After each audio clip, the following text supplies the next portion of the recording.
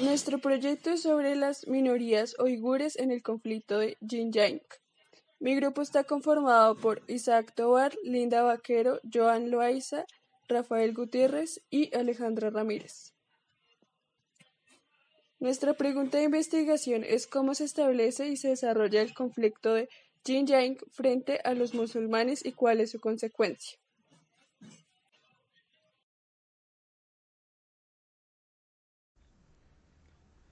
El objetivo general que se contempla en este proyecto es el de establecer cómo se origina y se desarrolla el conflicto de Xinjiang frente a los musulmanes y cuáles son sus consecuencias.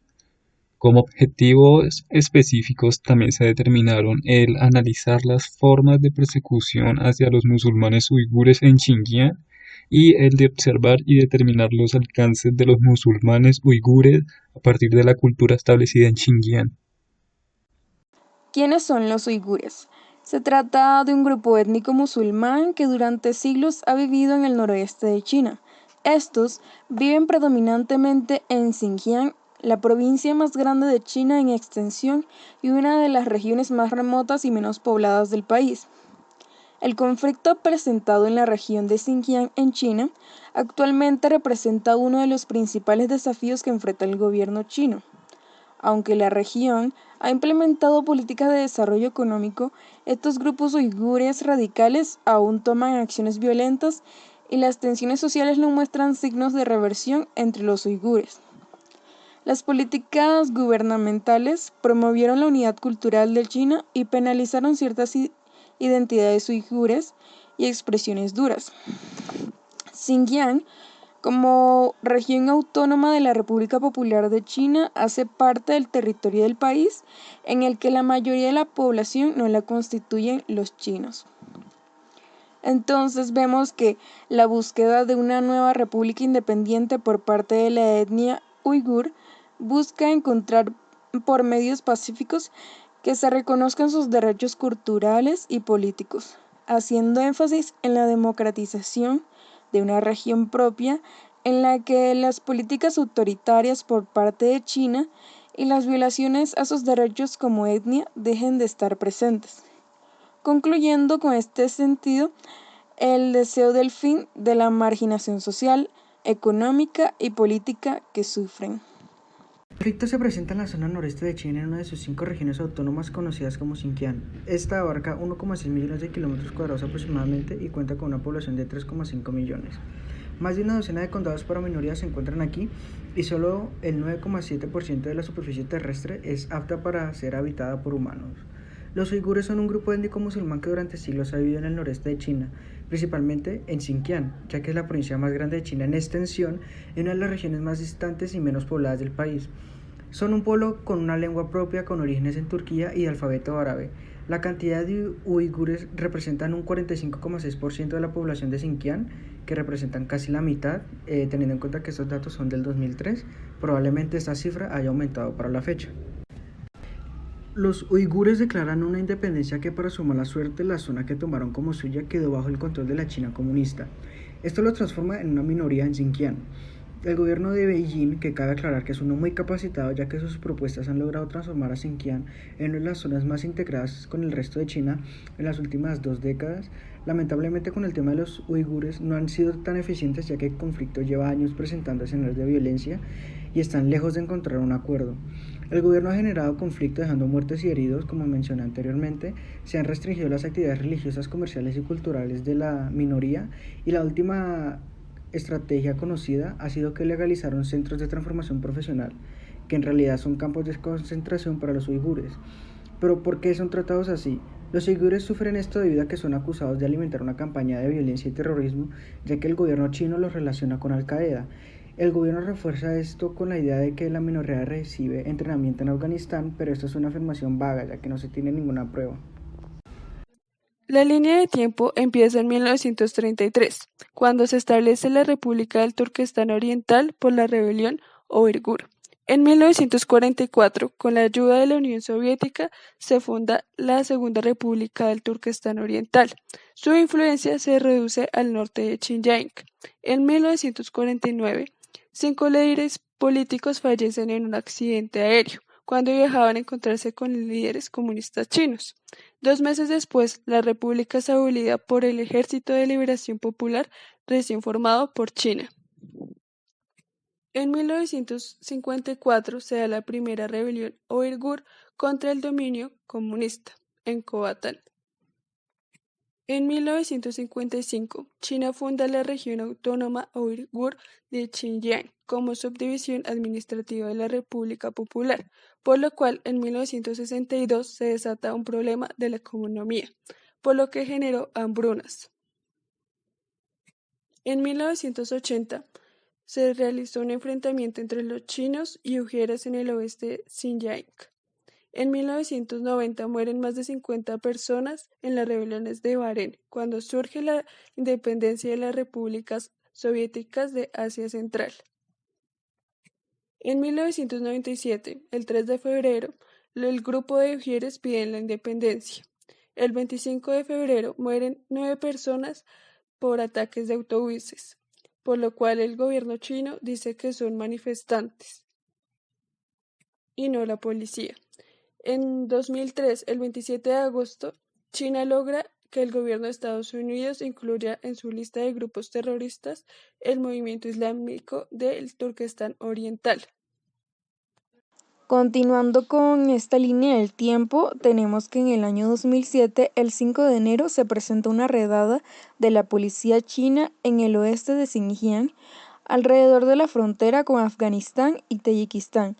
Allí se salda con el deceso de 18 terroristas, un policía chino y la detención de 17 sospechosos. Luego, para 2008, el 27 de enero, una operación policial en Urumqi termina con la detención de 15 sospechosos y la muerte de otros 2. Según el gobierno chino, el grupo preparaba sabotajes durante los JJO de Pekín. Luego, el 4 de agosto, 4 días previo a los JJO, 2 personas atacan con explosivos y otro armamento a una instalación policial en la turística metrópoli de Kashgar, ocasionando el deceso de 17 personas. Para 2009, en el 5 de julio, mueren cerca de 156 personas con decenas de miles de soldados, los cuales resultan heridos en los enfrentamientos entre la policía y la minoría uigur tras una manifestación pacífica. Luego, el 7 de julio, chinos de la etnia Han, mayorista en el país, salen a las calles de la capital de Xinjiang para vengarse de los uigures con palos y varas de hierro. El día siguiente, el 8 de julio, Pekín blinda la capital, Urumqi, con decenas de miles de soldados. A pesar de ello, los linchamientos a uigures a manos de los chinos Han se han sucedido, aunque de forma menos generalizada. Luego, en 2010, se siguen presentando todo este tipo de sucesos y vemos que se da una explosión de un coche bomba en julio de este año en la ciudad de Aksu, y esto causa la muerte de 7 personas. Luego, para 2011, se presenta un asesinato a 18 personas en los disturbios de Jotán y otras 18 personas en los ataques de Kashgar. En julio de este año, otras 44 fueron heridas. Vemos entonces que estos ataques se produjeron en diferentes incidentes producidos en la ciudad entre manifestantes y la policía. Para continuar con la línea del tiempo, en los años que van desde los Juegos Olímpicos hasta el 2012, se han producido varios ataques contra las fuerzas policiales chinas a través de bombas o disparos. Como ejemplo, se pueden señalar las noticias recogidas por El País en julio pasado, donde se mencionaba el ataque a una comisaría de policía y la muerte de varios miembros de la policía china. En el 2013, el presidente chino, Xi Jinping, propone la iniciativa Franja y Ruta con 5 objetivos principales: coordinación de políticas, conectividad de las instalaciones, comercio sin barreras, integración financiera y la unión de la voluntad de los pueblos. Para el 2014, en agosto, los medios estatales chinos publicaron un informe en el que se afirmaban que Mehmet Turhan, cofundador de ETIM, y que está cumpliendo cadena perpetua en China por su participación en ataques terroristas, había sido adoctrinado en una madrasa en Pakistán.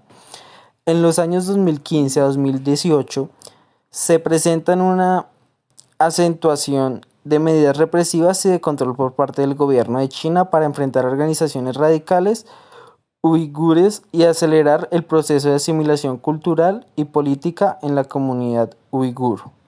En el 2018, las tropas estadounidenses de Afganistán atacaron militares del ETIM de Bagdad y se informa que tales tropas estaban siendo entrenadas por talibanes.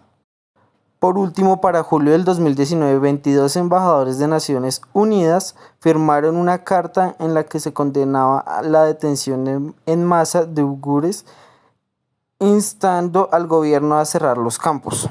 Para la intervención de la comunidad internacional en el conflicto de Xinjiang está dada de carácter interno. Sin embargo, de manera que se busca la acción de represión, inician los desplazamientos hacia sus fronteras, afianzando este de carácter internacional. Tras la desaparición de la Unión Soviética, se esperaba que Asia Central se inclinara a un apoyo constante y de manera de crecimiento a las organizaciones uigures. Sin embargo, China, en busca de evitar esto, ha buscado aumentar su relación multilateral con Asia Central. Como representación estadada de China, Pekín ha decidido poner su poder económico para encontrar y formalizar este apoyo y así proteger progresivamente a las naciones de Asia Central.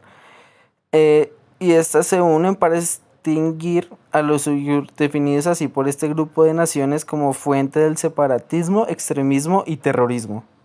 Tras la instancia de represión mostrada con anterioridad en Kazajistán y Kirguistán, se han convertido en refugios con el mayor número de uigur debido a la amplia persecución. A esta persecución uniéndose países tales como Alemania y Estados Unidos, teniendo en cuenta acciones como la invasión de Irak, indignando de esta manera al pueblo uigur presente en minorías también dentro de Estados Unidos. Por último, se lleva presentando un papel importante por parte de la causa uigur en organizaciones como la UNPO, radicada en La Haya. Sin embargo, no obtienen mayor aporte, aunque presentan algún tipo de amenaza con relación a sus opositores. Para hacer un análisis de la situación actual de la población uigur, el tema del factor religioso en el estudio de las relaciones internacionales es un factor fundamental para entender la dinámica con que se desarrollan estas relaciones, el poder y la manera en que se influye en las relaciones internacionales este poder. Por ejemplo, la religión y el conflicto se relacionan y tienen un impacto en la formación de conflictos locales e internacionales. La lucha por esta supuesta supremacía, usando como factor central la religión, hace que, por lo tanto, todo pensamiento o corriente diferente a la cultura que se manifiesta como la opresora se convierta en perseguido y sentenciado. Por ejemplo, el dominio chino por medio de uso de valores comunes y la identidad y los símbolos que, al combinarse con demandas políticas, económicas y sociales, simplemente intenta justificar todo acto de tiranía en contra de la población dominada. El dominio chino sobre la región uigur apreciablemente sólido y no se pueden prever cambios a esta situación en Xinjiang. Sin embargo, pues este afianzamiento de China con su posición solamente se puede argumentar con el autoritarismo y las violaciones masivas de los derechos humanos, causa que solo genera malestar en la población uigur. Además de la sensación de exclusión económica de los uigures y las tensiones étnicas que detonan en encuentros violentos, terminan alimentando el ciclo de dominio hacia la comunidad, haciendo el objetivo de internamiento al igual que con otras minorías. En la actualidad, el Estado chino ve cualquier expresión de creencia religiosa como señal de deslealtad. Para erradicar esta deslealtad percibida, el gobierno encontró la manera de afectar pues, la humanidad y la integridad de esta cultura uigur, como parte de una respuesta urgente a la amenaza del supuesto extremismo y el terrorismo simplemente buscando la desaparición de los signos, los valores y los comportamientos que pues, son propios y identifican esta cultura y sociedad.